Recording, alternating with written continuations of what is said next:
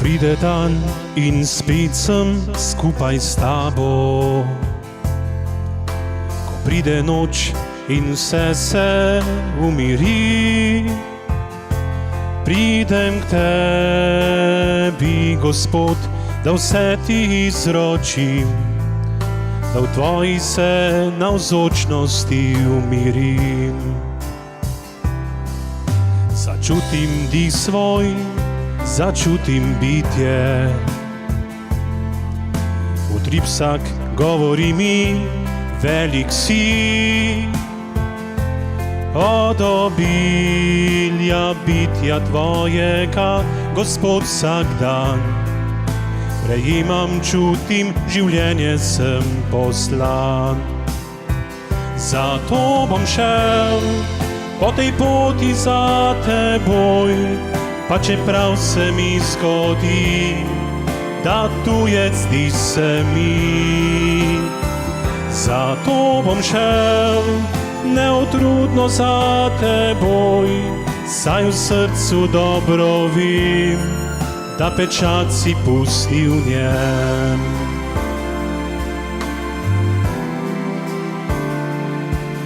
V večernem mraku gledam zvezde,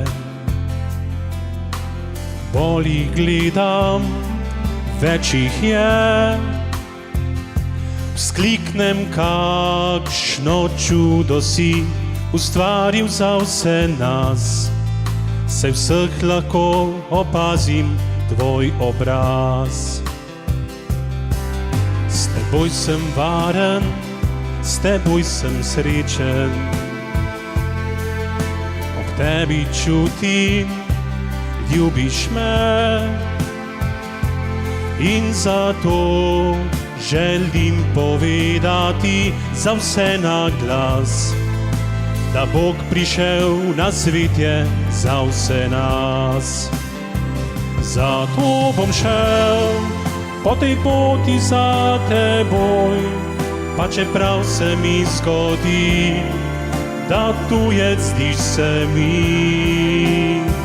Zato bom šel neutrudno za teboj, saj v srcu dobro vem, da pečat si pustil v njem.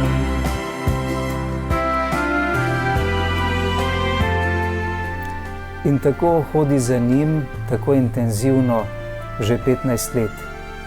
To je gospod župnik v Rimskih Toplicah, v Šmiklavžu in Sveti Jedrti nad Laškim, pa tudi duhovni pomočnik v župniji Laško, gospod Klemen Jager. Dobrodošli, gospod Jager, v naši družbi. Hvala za povabilo. Pesem, ki je zmagala na ritmu srca leta 2014, kaj ne? Ja, tako je, že kar nekaj let od tega. Pomeni, ob duhovništvu se ukvarjate tudi z glasbo veliko? Ja, glasba je del mojega življenja. Že v osnovni šoli so me starši vpisali v glasbeno šolo. Igral sem klavir, tako da sem končal nižjo glasbeno šolo, potem pa še nadaljeval na orglarski šoli v Mariboru 4 leta tukaj. Tako da je glasba del mojega življenja, tudi doma smo radi prepevali, tako da sem potem dejansko povezan z glasbo tudi še bil v času bogoslovja. Pa tudi kot duhovnik je glasba tudi velikokrat neka vstopna točka do ljudi, ne? Predvsem pa tudi en izvor enega pristnega veselja, ne? Izraža nekaj, kar ljudje težko povemo z besedami, doživimo pa lahko v glasbi, ne? Imamo takšne tudi v cerkvi, ki nekako nasprotujejo tej ritmični glasbi, da ne paše to v sakralni prostor. Tudi jaz sem do te stvari do določene mere zadržan, ker se mi zdi, da vsaka ritmična duhovna glasba ne paše v sakralni prostor, ne? Je namenjena bolj nekemu festivalskemu dogajanju ali pa nekemu koncertnemu dogajanju, ne pa glih ravno spremljavi oziroma sodelovanju pri sveti maši, ker če ne dviga človekovega duha k doživljanju skrivnosti svete Evharistije, te daritve, če ne podpira tega, kar se dogaja pri maši, potem ni najbolj primerna za tja, ne? Tako da imamo, lahko rekel, več tipov te ritmične duhovne glasbe, ne? In tista, ki je bolj festivalska oziroma mogoče malo bolj živahna, menim, da ni najbolj primerna za sodelovanje pri sveti maši, ker lahko človeka odbija, ne?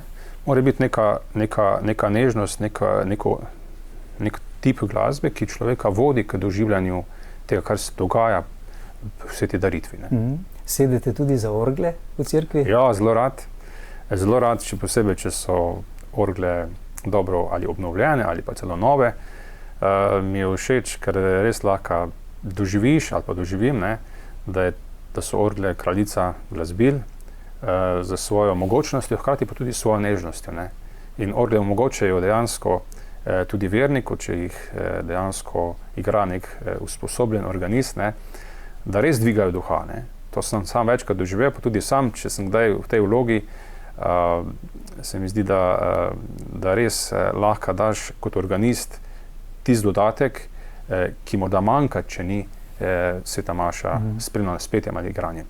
Orgle so zares kraljica med instrumenti, saj imajo v svojih piščalih ne vem koliko različnih instrumentov, ne? Ja, ravno zaradi tega, ne.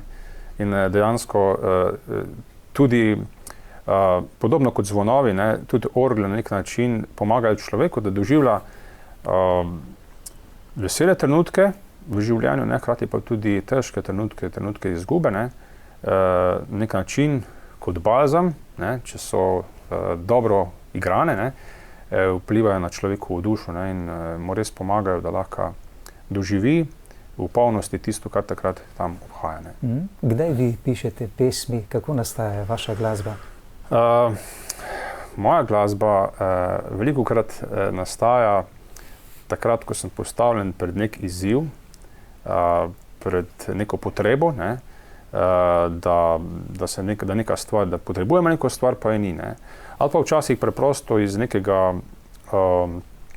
občutja, da me pač potegne neko moje počutje za klavir ali pa za orgle in preprosto začnem improvizirati.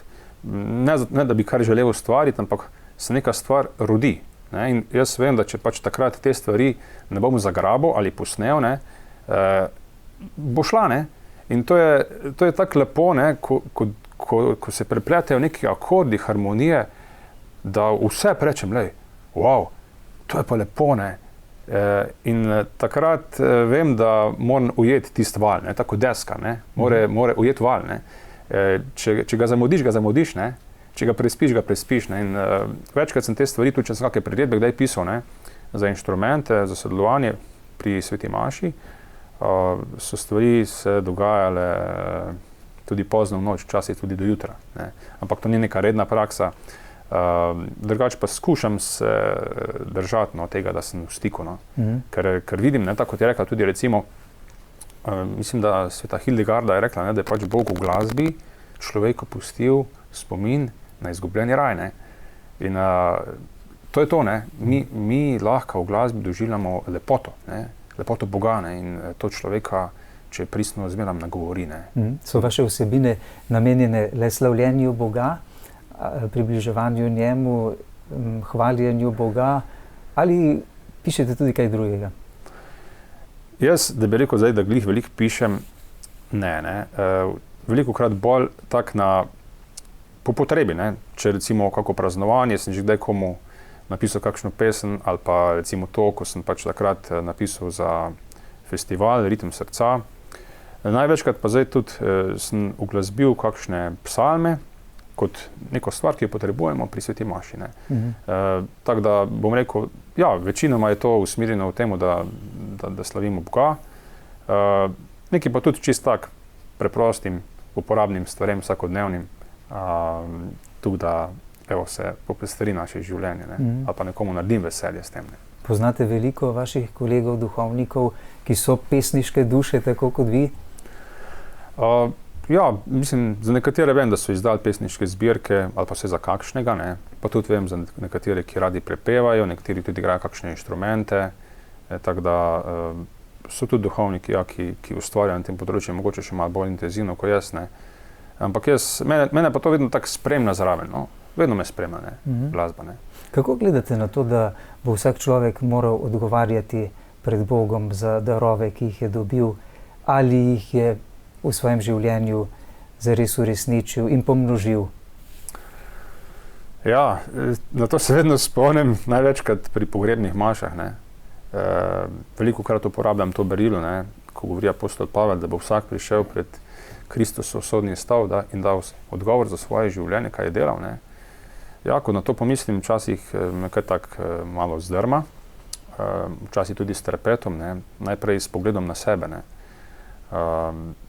A se trudim dovolj uporabiti te darove, ki mi jih Bog dal, predvsem njemu v čast, ker se mi zdi, da pač kot duhovnik lahko še posebej na ta način pričujem, da neke darove, ki jih imam, uporabljam njemu v čast, da bi pač tudi njegovo ime, Božje ime približal ljudem. In se mi zdi ta misel, da bom dal odgovor za svoje življenje nekoč, ko bom prišel pred Boga, misel, ki je potrebna. Ki je potrebna, da mene najprej trezni, da se zavedam, da pač sem nek navaden, umrljiv, grešen človek, ki bo nekoč prišel pred svojega Boga in dal odgovor za svoje življenje. In da je pač tudi za tega to neko pomagalo, da človeku ni vse, kak živi. In da se trudim najprej sam, hkrati tudi da druge spodbujam k temu, da pač bi te svoje darove razvijali, predvsem to, da bi Boga s tem slavili. Ker s tem, če sem jaz srečen, pa če jaz razvijam svoje darove, tudi s tem dejansko slavim Boga. Pač sem Božja slava za svojim življenjem. In to se mi zdi pomembna stvar. Veliko ljudi, lahko slišimo njihovo pričevanje, da se niso mogli uresničiti v svojem življenju z darovi, ki so jih dobili, zaradi takih ali drugačnih preprek. Kaj bi povedali njim? Ja, gledajte, sej nobeno človeško življenje ni tako idealno, kot se predstavlja. Tudi, če nekdo gleda eno osebo, ki se mu zdi morda res, wow, ta pa živi svoje sanje, je popolnoma izpolnjen, srečen, mi ne vemo, če on doživlja sebe na takšen način. Zdi se mi pomembno, da si človek prizadeva uporabljati svoj čas, svoje talente, zato, da lahko živi, da lahko dela, da lahko uresniči svoje poslanstvo. Tisti umanjkljaji, ki se pa zgodijo, so pa del tudi te poti. Nobeden nima maksimalno izkoriščenega časa, nobeden nima maksimalno izkoriščenih talentov. Vedno bi gotovo lahko še nekaj stvari bolj. Zdi se mi pa pomembno, da če se neke stvari lotiš, da skušaš vztrajati. To je tista preprosta formula, tudi teh motivacijskih govornikov, ki pravijo, pomembno je začeti, ampak še bolj pomembno je pa, da ti vztrajaš. In to je najtežje. Najtežje je vztrajati v molitvi, biti z Gospodom. To je najtežje, vztrajati. Ni problem, ko si ti razpoložen moliti 1 uro. Problem je moliti, ko ti nisi razpoložen, ko se ti morda vse opira, ko imaš vsega dost. Takrat vztrajati z Gospodom. To pa je izziv.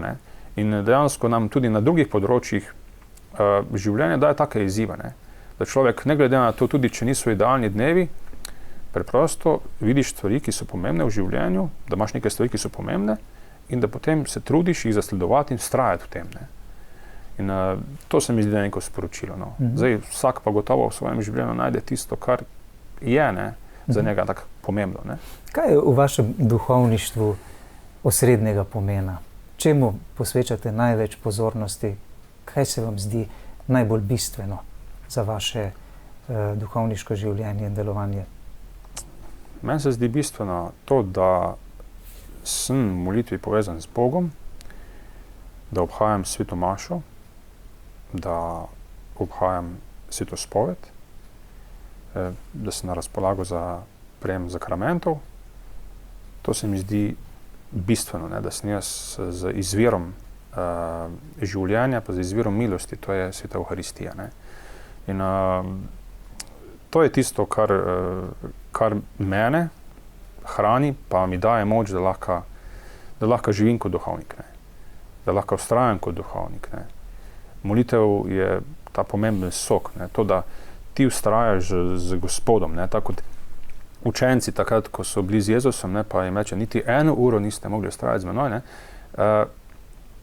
Evo, da se jaz trudim vsaj 1 uro vztrajati na dan z Gospodom. Ne. To je že, bi temu rekel, nek recept, da lahko živim kot duhovnik, da lahko oznanjam Gospoda.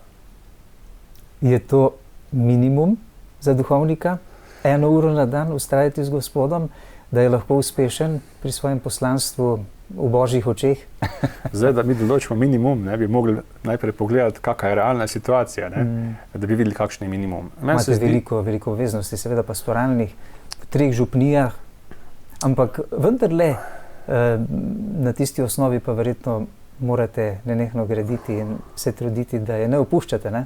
Ja, gledajte, jaz za sebe govorim, ne, jaz mislim, da je potrebno vztrajati z Gospodom 1 uro, ne. Jaz se trudim, ampak gledajte, tudi tukaj poteka nek duhovni boj, ne. Stvari, obveznosti, ki jih imaš, ne, se ti mnogokrat predstavljajo kot zelo pomembne, ne. Pa v bistvu za moje duhovništvo, ne, niso najbolj pomembne, ne. Najbolj pomembno je, da sem jaz povezan z Gospodom, ne. Jaz osebno imam izkustvo, da če zmorem dati Bogu to, kar mu gre, potem tudi ostale stvari gredo po pravi poti, ne. In se še vedno učim, da res zmeram, ko se zbudim, rečem, lej, moram dati Bogu to, kar mu gre, ne. Potem bodo tudi ostale stvari šle po pravi poti, ne. In se trudim, tudi imam kdaj izzive, tudi ne gre vedno tako, kot bi želel, ne, ampak vidim, kadar sem tem zvest, ne, sem tudi na ta način blagoslovljen, ne. Tudi imam sam več samozavesti, bolj vidim, kaj je pomembno, boljše izbire delam, ne. In zato vidim, da je tu en tak boj, ne, da bi duhovnika tudi konec koncev hudi duh odtegnil od tega, ne, da bi pač mu dal neko tako misel, pa se to ni tako pomembno, ne. Ti imaš zdaj poved pomembne stvari, ne. Ti moraš to, pa moraš to, pa moraš to, ne, pa se to normalno, tak, ne. Tako da te bi odtegnil stran od Boga počas, ne. In tu se mi zdi, da je ta en tak izziv, ne, ki je postavljen pred nas duhovnike, vsaj osebno vem, ne, in se treba boriti, ne, da vztrajaš za Gospodom. Verjetno ima vsak duhovnik, tudi vi, to izkušnjo, če ste opuščali molitev, denimo, da ste se preveč angažirali. Kaj se je začelo dogajati z vami? Preprosto pride do tega, da človek začne opažati pomanjkanje nekega smisla. Smisla v tem biti duhovnik. Zakaj bi bil, ne? Zakaj sem sploh duhovnik, ne? Ne, če jaz nimam več povezave, ne, torej, tako kot je vinska trta, če jaz kot mladika nisem v navezi za to vinsko trto, ne, potem umanjka ta živi sok, ki je potreben za življenje, ne, za duhovniško življenje, ne, pa tudi za življenje katoličana, za vernika, ne, kristjana, ne, je potreben ta sok, ne. Z duhovnika se mi zdi pa še toliko bolj, da se zavedaš, da si ti tisti, ki te je Bog tudi poklical pa izbral, da bi po tebi ljudem dajal milosti, ne. In če jaz kot duhovnik zapustim to vinsko trto ali pa jo pustim tako malo bolj ob strani, ne, sem priklopljen bolj občasno, ne, preprosto tudi v meni začne nek način biti v krizi moja duhovniška identiteta, ne. In mislim, da je to tudi mnogokrat problem pri marsikomu, še posebej v tem zadnjem času, ne, ker pač dejansko se na nek način ubija ta duhovniška identiteta na neki taki splošni ravni, ne, tudi v cerkvi, ne. Tako da pač vse to nič ni problem, če duhovnika več ni, ne. Bomo pa že kak drugače, ne, tako, ne. In če še nisi sam zasidran v neki molitvi, ne, potem se te lahko te opaske, pa tudi na tak način razmišljanja tudi prime. Ne? In jaz osebno vem, da če sem imel krizo molitve, sem imel tudi krizo duhovniške identitete. Kaj pričakujete, duhovniki, od nas, vernih laikov? Vsak duhovnik je poklican od Boga in dan za verno ljudstvo, da vodi občestvo in ga oskrbuje z vsem iz nebes, da tako rečem, kar nam je Bog zapustil po zakramentih. Kaj pričakujete od nas, laikov? Vendarle, duhovniki, na nek način ste tudi odvisni od nas. Ne? Če se mi tudi angažiramo za vas, da vas podpiramo duhovno, v molitvi, žrtvi, ne vem na kakšne načine vse, vendarle imate več možnosti, da vzdržite na vaši poti, da tako rečem, ne? Ja, jaz mislim, da to je ena bistvena stvar, ne? Dati duhovniku občutek, da je potreben. Kako pa daš ti duhovniku občutek, da je potreben, ne? Tako, da ga rabiš. Ne, zdaj, jaz sem bil, zdaj pa ne vem, je bilo 2011, mislim, da je bilo 2011, leto duhovništva, in smo duhovniki šli na romanje v Rim in tam smo bili pri eni maši, kjer je imel kardinal Meissner eno predavanje oziroma eno razmišljanje. Ne. In on je tam se obrnil na vernike pa rekel, verniki, pomagajte duhovnikom. Ne. Kako jim pomagajte? Prosite jih za sveto spoved. Ker s tem, ko boste vi duhovnika prosili za sveto spoved, boste v njem krepili duhovniško identiteto. Boste v njem krepili zavest, da je potreben. Ne? Če te pa nobeden ne prosi za spoved, ali pa če si ti na razpolago v spovednici, pa nihče ne pride, ali pa pride redko kdo, ne? Imaš pa občutek, da med tem božjim ljudstvom, kjer živiš, nisi potreben. Torej Ne? tudi vi potrebujete to potrditev strani vernikov, ne? Absolutno. Absolutno, ne? To, mi potrebujemo to potrditev, ne samo v materialnem smislu, da lahko živimo, ne? Tudi v tem, ne? Tudi to je potrditev, ne? Če ti nekdo, bom rekel temu, nekaj da, ne? Da ti lahko živiš, ne? Da te ceni, da te rabi, ne? Da si mu dragocen. Ne? Pa tudi v tem duhovnem smislu, ne? Da tudi se kot duhovnik, kot delivec zakramentov, ne? Da si ljudem potreben, da ljudje to iščejo. Ne? Čeprav ste kot duhovnik popolnoma predani Jezusu Kristusu, njegovi službi in tako naprej, pa vendar ste socialno bitje, vsak duhovnik, in potrebuje druge ljudi, ne? Da lahko nekako tudi psihično normalno funkcionira. Ja, gledajte, se tako kot preprosto funkcioniramo ljudje doma v družini, ne? Če ti pač vidiš, ne, da te nekdo spoštuje, da te nekdo sprejema, da te tudi potrebuje, ne, je to drugače, kot če pa te nekdo ignorira oziroma gleda na tebe, kot da si nepotreben, ne, kot da si odveč. Ne.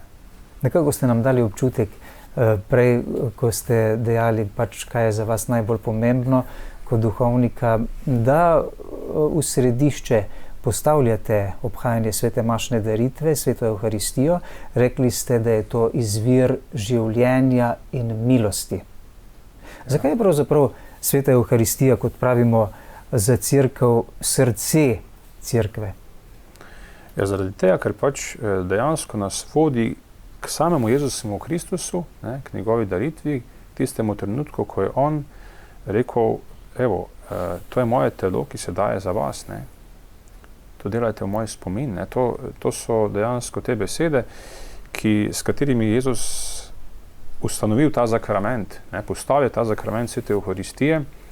Ravno zaradi tega, ne, da bi tudi človek, čeprav tega ni rekel, ne, ampak da bi človek se zavedal, tako kot je pomembna fizična hrana, rekel, navaden kruh, ne, za človekovo življenje, da lahko živi, ne, tako sem pomemben jaz, ne, tudi duhovna hrana, ne. Božji kruh, ne? In če človek tega nima, ne, nek način duhovno strada. Ne? In zato tudi, tako kot radi rečemo, da je sveta Evharistija vir in vrhunec, ne, krščanskega življenja. Ne? Ravno zaradi tega, ne, ker mi tam prihajamo v stik z najsvetejšim, ne? S tem, z poveličenim telesom Jezusa Kristusa. Ne? In to ni samo na neki simbolni ravni v smislu, da se sam tako reče, ne? Ampak to resnično tako je. Ne? In Jezus ni rekel, to je moje telo, to se sam tako reče. Ne?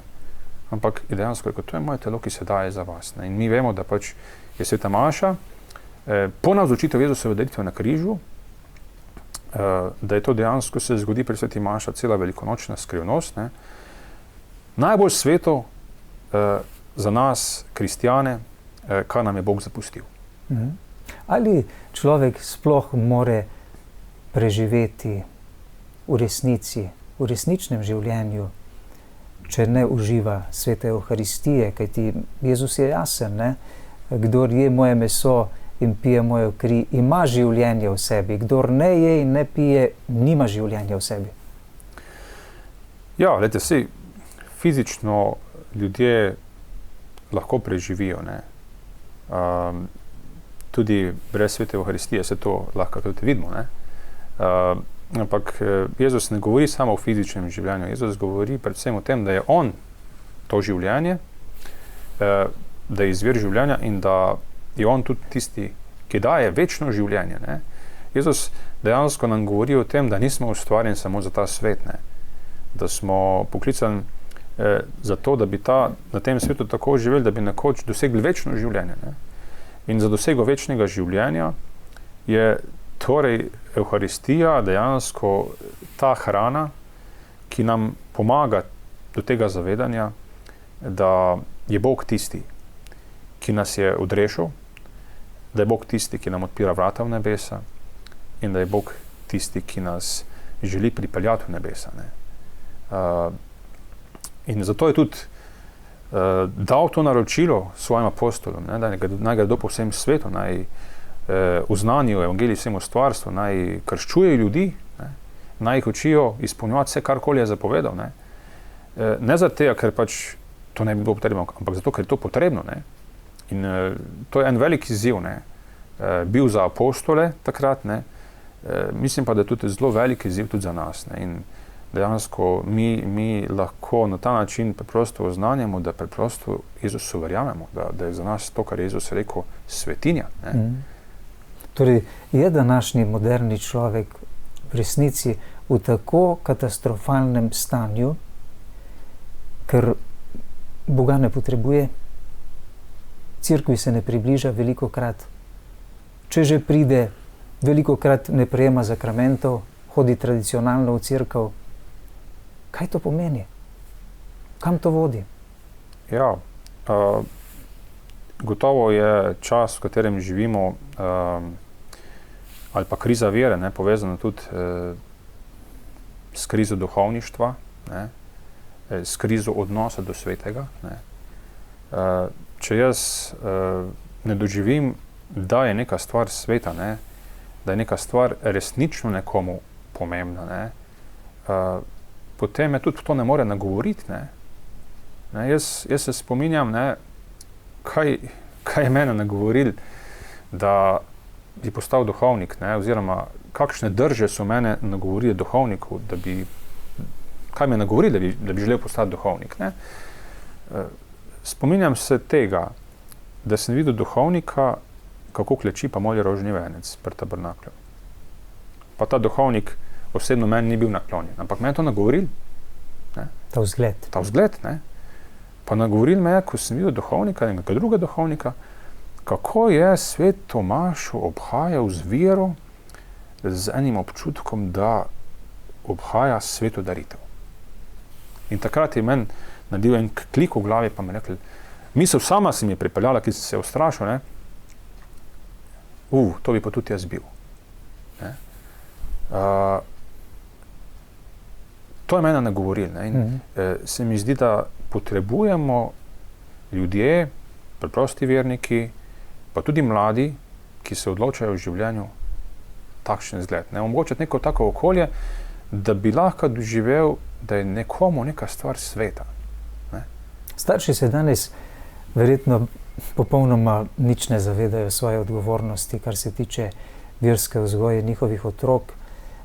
Sporočilo Marije v Medžugorju, kraljice miru, da če jim starši svojim otrokom ne bodo vzgled vere, bodo otroci vero izgubili. In vemo, kaj to pomeni. Kaj so rekli blaženi Slomšek, ne? Ja. Veliko izgubi, kdor izgubi poštenje. Še več, oziroma materialne stvari, še več, kdor poštenje, kdor pa vero izgubi vse, ker mu luč ugasne sredi trde noči, ne? Točno tako, ja.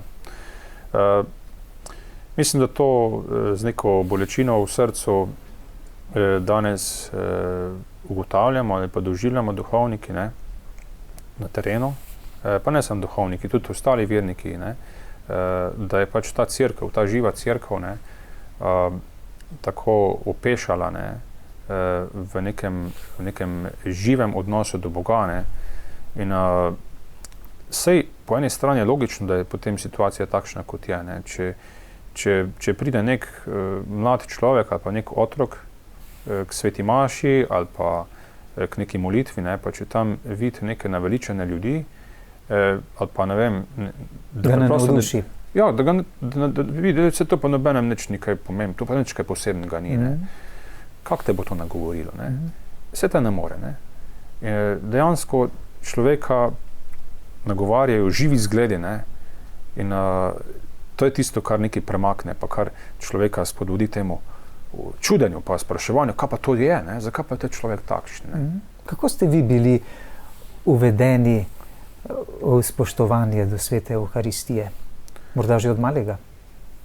Ja, jaz sem pač rastel v enem takem okolju, v družini, ker nas je oče, vse otroke, pa tudi sam tak počel, pa tudi odločeni sorodniki naši, da je rekel, da je sveta Evharistija najbolj sveta stvar, ne, do njega moramo imeti, do Jezusa v sveti Evharistiji moramo imeti globoko spoštovanje, če prideš v cerkev, pa je izpostavljeno najsvetejše, poklekni na obe koleni, pa se prikloni, ne. Ko je blagoslov z najsvetejšim, poklekni in se prikloni. Ko boš prejel sveto obhajilo, ga prejmi kleče in na usta, ne. In na ta način sem jaz, bi rekel tako, na nek način z materinim mlekom, ne, že prejel to sporočilo, da je Evharistija nekaj svetega, da je potrebno se do Evharistije obnašati, kot da je nekaj svetega, ne. In tako je to potem mene spremljalo, čeprav sem hkrati tudi doživljal določena nasprotovanja, določena nerazumevanja na tem področju, ne, kar mi je postavljalo tudi velike vprašaje, ne, zakaj, ne, zakaj bi nekdo nasprotoval, da jaz pokleknem pred Bogom, ne.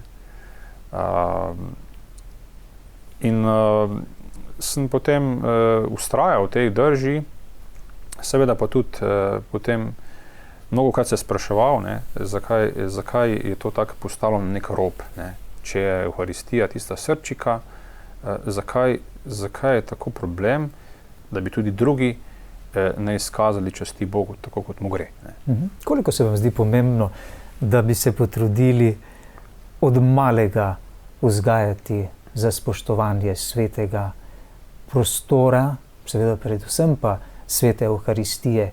Danes smo prišli tako daleč, denimo, da v mnogih cerkvah opažam, da so duhovniki nemočni, imajo prvo obhajance ali birmance, to je kraval v cerkvi, to je med najsvetejšimi deli maše, se marsikaj dogaja. Duhovnik jih ni sposoben umiriti. Kako naj imajo spoštovanje do svetega? Vsi pa potem seveda navalijo k svetemu, v resnici v vrsto in k svetemu obhajilu. Ali bi cerkev vendarle tu morala nekaj spremeniti, da bi se pridobilo na tem spoštovanju do svete Evharistije in vendarle ne dovoliti vsega na tem področju? Seveda so različni vplivi in vzroki sedaj za to, zakaj je ta nemir v mladih ljudeh, zakaj je tak nered tudi na svetem prostoru, pa vendar, ali vodi to kam, če dopuščamo takšne stvari v cerkvi? Kako bodo ohranili spoštovanje do svetega? Vemo, da potem tudi po birmi mnogi odidejo, ne? Ja, osebno menim, da imamo tukaj veliko rezerve, da bi lahko marsikaj še naredili na tem področju, da bi bil odnos do presvetega rešnega telesa, torej do svetega obhajila, pa tudi do sakralnega prostora, bolj primerne.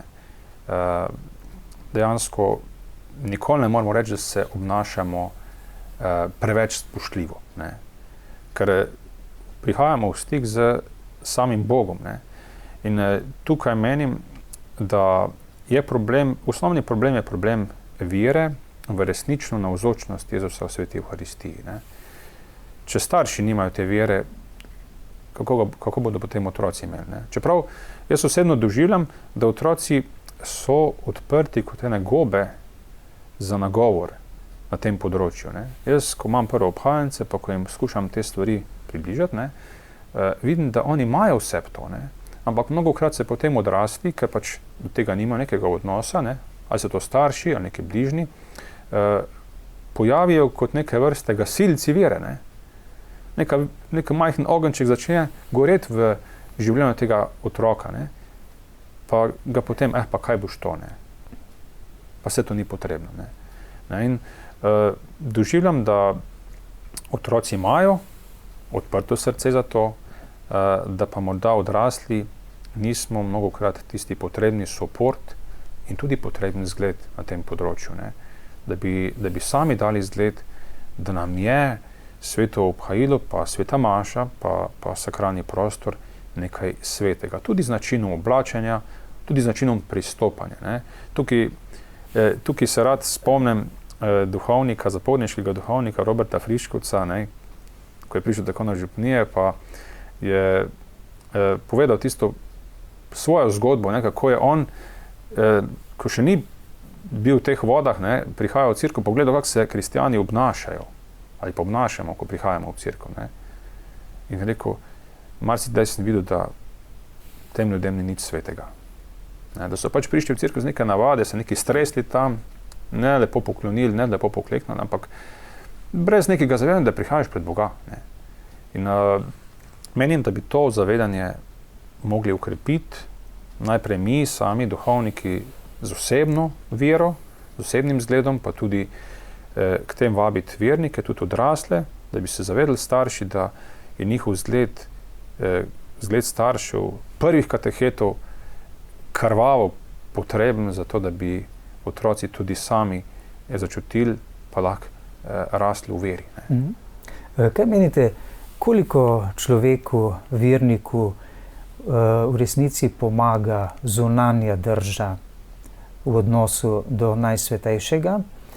Mislim namreč na to, kar mi je povedala avstrijska mistikinja Marija Sima, ki so obiskovali duše iz Vic toliko desetletij, in je dejala, da so ji rekli, da zunanja drža nam v resnici pomaga k boljši notranji drži.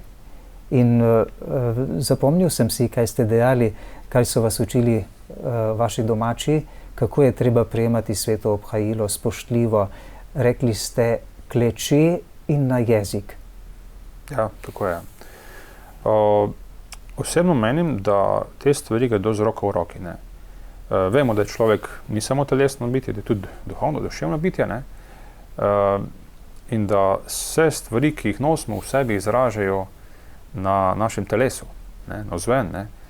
Pri filozofiji smo rekli, ne, na teološki fakulteti, da je telo ekspresivno polje našega jaza, ne. Torej, na telesu se izraža to, kar jaz sem, ne. In mi ne moremo črtati telesa, ne. In ne moremo samo govoriti o neki duhovni dimenziji, ne, ker nismo samo duhovna bitja, ne. Se mora neka stvar, kot temu rečemo, ubesediti oziroma umesiti, ne, postati nekaj resničnega, ne. Če jaz v svojem srcu čutim neko spoštovanje, nek tremendum pred Bogom, ne, potem mu bom izkazal tudi s telesom čast, ne. In mi ne poznamo nekaj ogromno načinov, kako izkazati s telesom čast Bogu, razen to, da pač pademo na kolena, da se poklonimo, da izkažemo eno ponižno držo, ki na nek način izrazi našo notranjost, ne. Ponižnost, nikoli ni lahka drža. Mar si kdo reče, ja, pa to se za nekaj ven meče. To se vidi, da ta človek, če temu rečem, se ni nikoli več še ven vrgo, v tem smislu, da bi pokleknil. Ker ko boš ti pokleknil, boš videl, da je to drža ponižnosti in da to ni lahko. Tudi me tukaj pač takoj imam spomin, ki me veže na to misel matere Terezije iz Kalkute, ki je imela izjemno en tak močen stik z Bogom, hkrati pa doživljala v nekih praktičnih stvareh, da so sestre se začele pritoževati, da ne zmorejo dneva vsega narediti. In ona je razmišljala, kaj naj naredi, pa rekla, lej, bomo povečali češčenje Najsvetejšega. Pa one niso častili Najsvetejše nekje takle kot midva, nekem udobnem naslanjaču, ampak na kolenih, zraven tudi žrtev, čas žrtev. In ko so to naredile, so dejansko sestre lažje upravljale svoje vsakodnevne obveznosti. In to se mi zdi, da pač iz tega moramo izhajati, da mi ne moremo dati Bogu nikoli dovolj časti. Mi ne moremo dati reči, da je pa preveč pobožen, da je pa preveč spoštljiv. Ja, pa ne moreš biti pred Bogom preveč spoštljiv, če je on najsvetejši. Se spomnim, da nam je duhovnik rekel v bogoslovju, ko smo bili, oziroma naši profesori, je rekel, če bi se mi zavedali, pred kakim božjim veličastvom prihajamo v sveti Euharistiji, bi prišli že po kolenih noter v kapelo ali pa v cerkev. Pa mislim, da je to citiral Patra Pija. Pater Pij je imel tudi ta globoko vid v obhajanje svete maše. Rekel, bi mogli biti celo pred cerkvijo stražniki, ki bi varovali, da bi pač ljudje ne zgazili drugega. Tak bi si želeli priti v cerkev, če bi se zavedali, koliko milosti Bog deli ljudem po sveti maši, po sveti Euharistiji. Ja. Kako vi kot človek velikega spoštovanja do svete Euharistije doživljate argumente ali pa opravičila, bom rekel, cerkve za prejemanje obhajila na roko?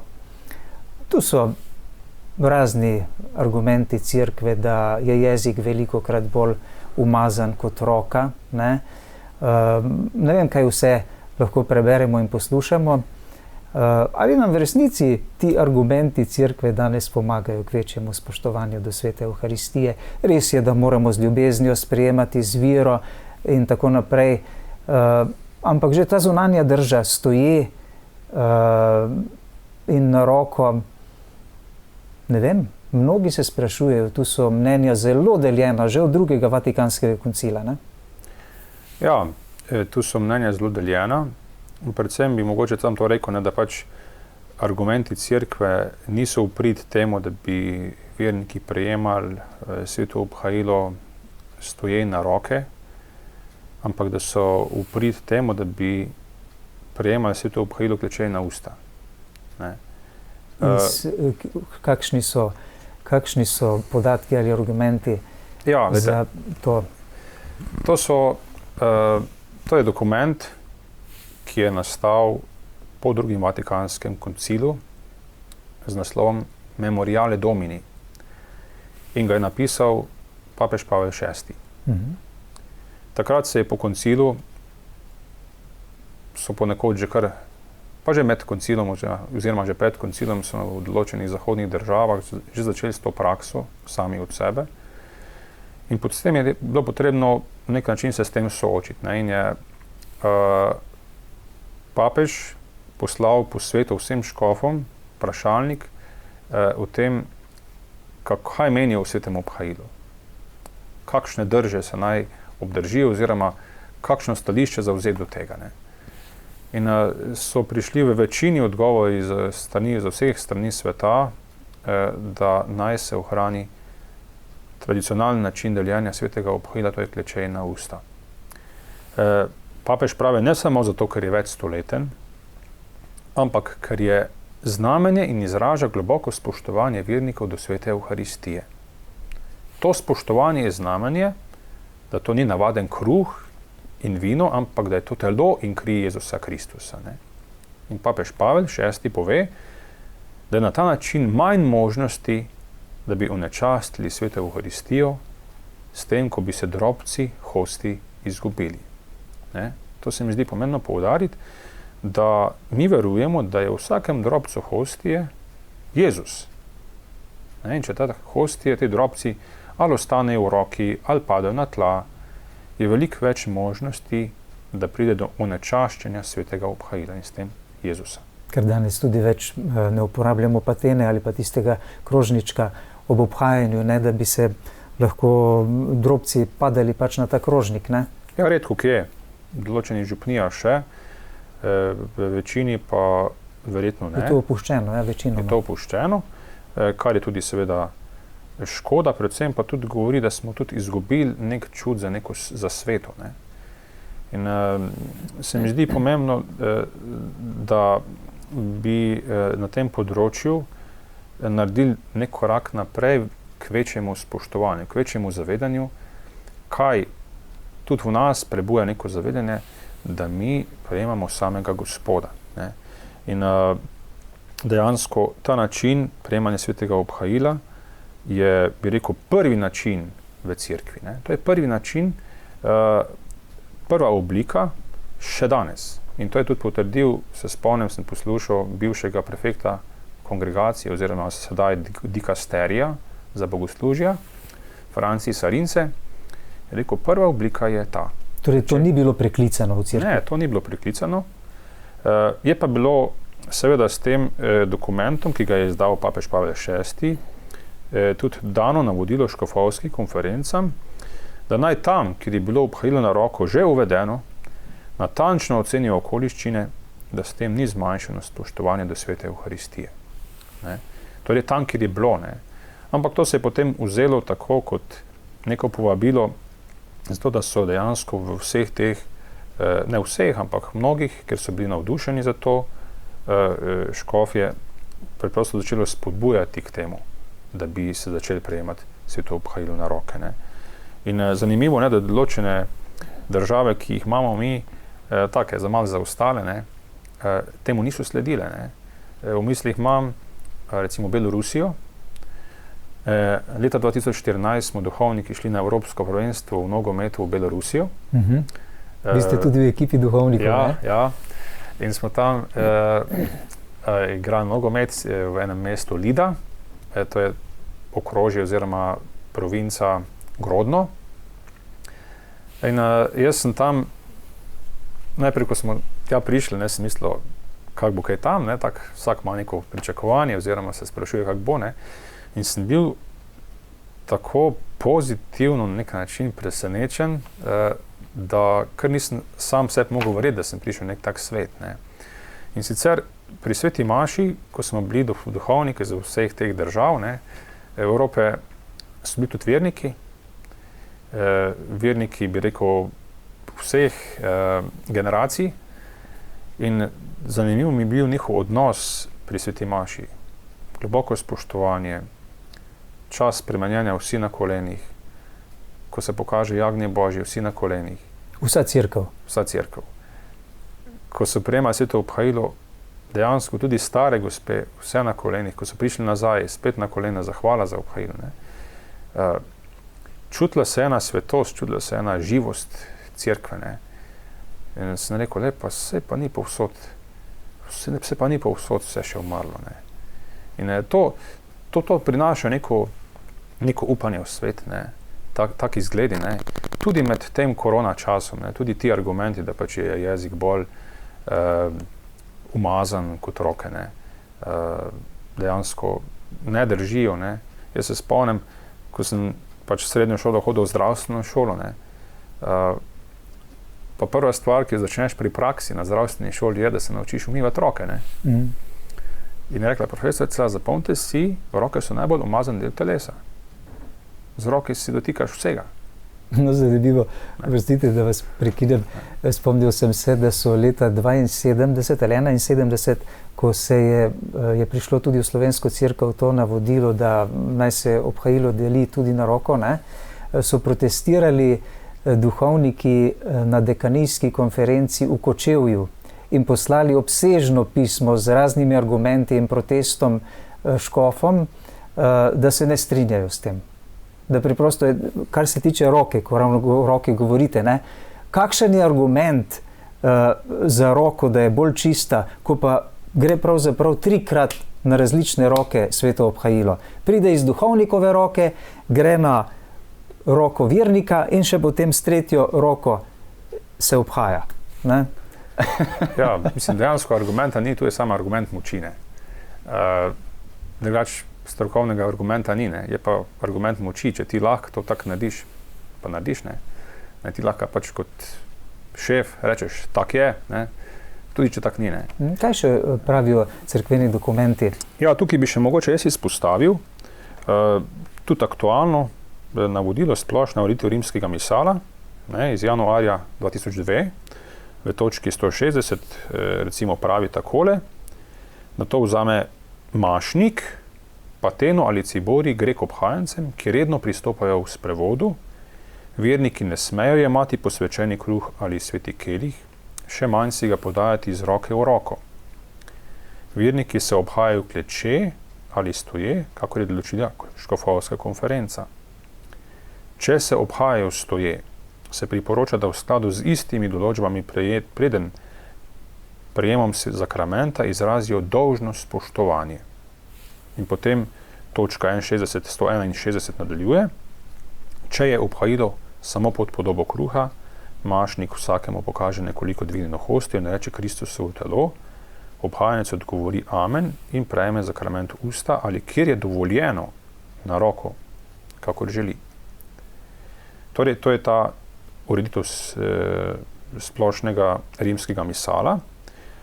Potem pa bi še izpostavil en del, ki pa je del posinodalne spodbude, ki se imenuje Sacramentum Caritatis iz 2007, in to je zapisal pokojni papež Benedikt XVI, ki pravi v tem dokumentu, da je po drugem Vatikanskem koncilu prišlo do zmede glede pogleda na obhajanje svete maše in češčenja Najsvetejšega.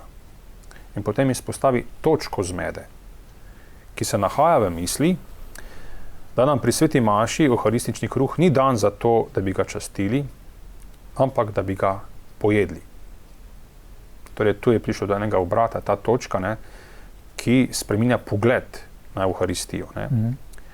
In papež to zavrne s citatom svetega Avguština, ki v latinščini pravi takole: Nemo autem illam carnem manducat, nisi prius adoraverit, pequemus non adorando. Ali po slovensko nekako tako: nihče naj ne prejme svetega obhajila, da ga prej ne bi počastil. Če ga ne počastimo, grešimo. Torej, to pravi sveti Avguštin in papež na nek način z tem citatom svetega Avguština želi povedati, da je to dejanje češčenja pri prejemu svetega obhajila pomemben element, ne, kateremu tudi potrdi potem kasneje za svetim Avguštinom tudi sveti Tomaž Akvinski, ne, ki pravi, da vredno prejmejo sveto obhajilo tisti, ki ga prejmejo z živo vero, torej z vero, da je to res Jezus, ne, in konkretno oziroma aktualno pobožnostjo, torej z neko pobožno držo. Ne. In če je sveto obhajilo daljeno samo v roke, potem te pobožne drže ni. Ne. Pomeni z neko ponižnostjo, s čistim srcem, tako ali tako, to je osnova, ne? Pomeni, da imamo dušo v milosti, da smo bili pri sveti spovedi redno in tako, in potem z ljubeznijo tudi, ne? Ja, pa tudi za pobožno držo, ne? Torej, kaj je pobožna drža? Ja, zatem, da počastiš ti, kako ti počastiš? Tako, da poklekneš, ne? Ali da se globoko pokloniš. Torej, zunanja drža. Zunanja drža je pa, na tak način mi vidimo, da nekdo počasti nek Boga, ne? Če že mi, ko pridemo do kakega pomembnega človeka, se mu damo roko, pa se mu rahlo poklonimo, kaj šele, ko prihajamo do samega Gospoda, ne, ki je navzoč v tej borni mali hosti. Ne. In to se mi zdi, ne samo zdi, to je pomembno, zato da lahko tudi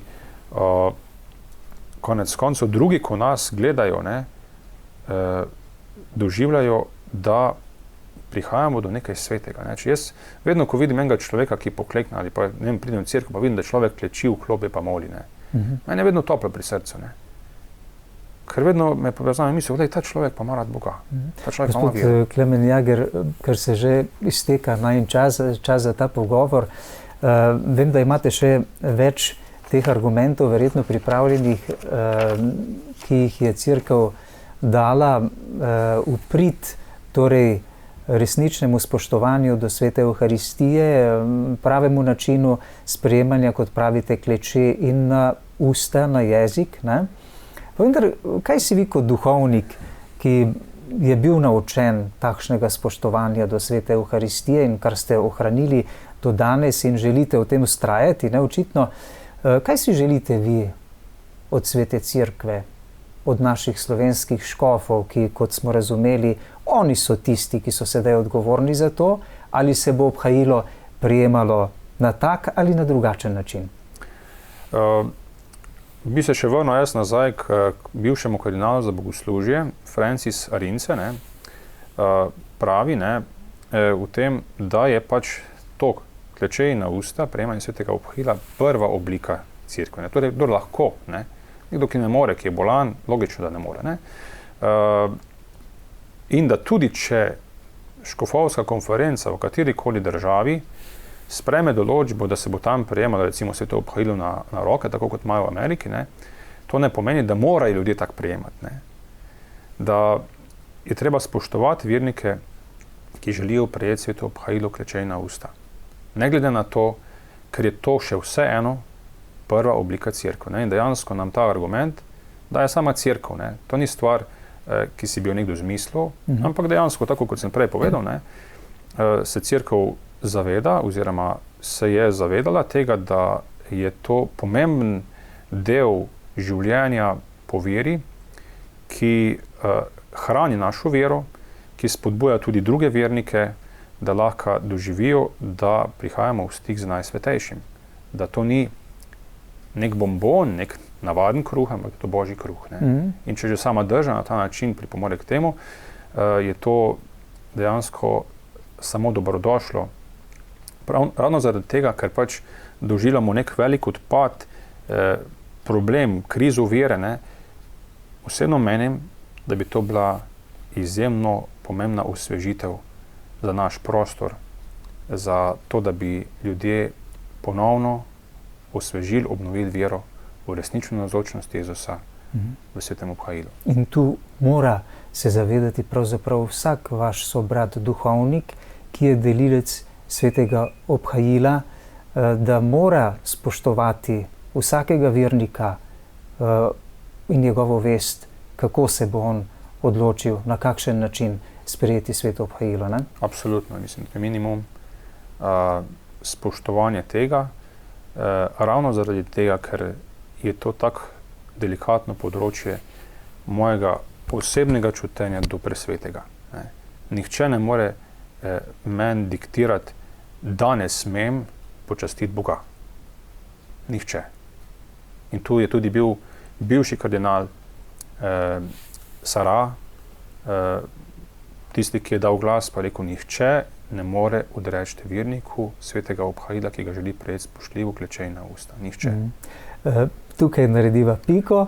Najlepša hvala vam, gospod Klemen Jager, ker nisem uspel še marsičesa izvedeti iz vašega življenja. Upam, da boste spet kmalu na našem programu, zato ker pa naj bo dovolj. Hvala vam, da ste nam osvežili spomin in nas nekako navduševali za to, da je potrebno sveto obhajilo resnično sprejemati na pravi način in spoštljivo, tako tudi kot Bog verjetno od nas pričakuje. Ne? Ja, absolutno. Ja.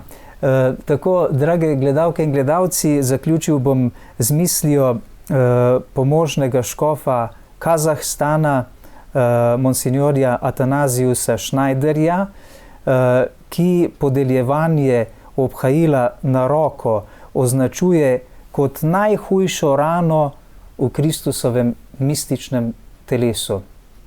In verjetno tudi zaradi te misli bomo pripravili še kakšno oddajo na to temo na našem programu. Za tokrat pa hvala za vašo pozornost.